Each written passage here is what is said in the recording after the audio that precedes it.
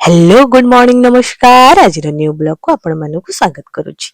आमे आज बाहरी आसथिलु त्रिशूलिया जेहेतु आज आमे जिबार अछि कोलकाता हमर ट्रेन अछि भुवनेश्वर रु आमे एसी कटक रे वेट करिछु तो उबेर को वेट करिछु उबेर जेहेतु टिके लेट करूची तो आमे त्रिशूलिया छक रे ताको वेट करिछु वेट करके टाइम पास करूछु।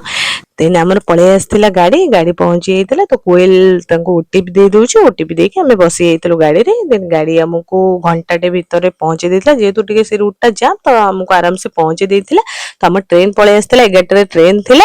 देन आमे सब लगेज नै चढ़ी जाइतलु तापर आमे राते सोई पड़तलु एडा हम सकाळर दृश्य बाहरर दृश्य। देन आमे खाई खाई बीपी आसी गलु ट्रेन जेहेतु ट्रेन तो पाटी बंद करी जाई होनी टुकटक तो खाइया को पड़े ना तो आमे खाऊ खाई का आराम से पहुंची गलु 11टा भितर पहुंची के। देन आमे हावड़ा ब्रिज एटा सुंदर ब्रिज हमर हावड़ा ब्रिज पार कर देलु आमे जाउछु आज माउसी घर माउसी के मौसा केही भी जानी नांते आमे आसी आज सरप्राइज देइछु जेहेतु स्कूल छुट्टी हे जाइछि तो पळे आस्थिलु बुलिया पे 6-7 दिन छुट्टी अछि तो हम पळे आसिलु टाइम पास टे करिवु सेति पे काहा को कहिनु जणे भी नाहु आमे आसी के पूरा घरे सरप्राइज दे दिलु।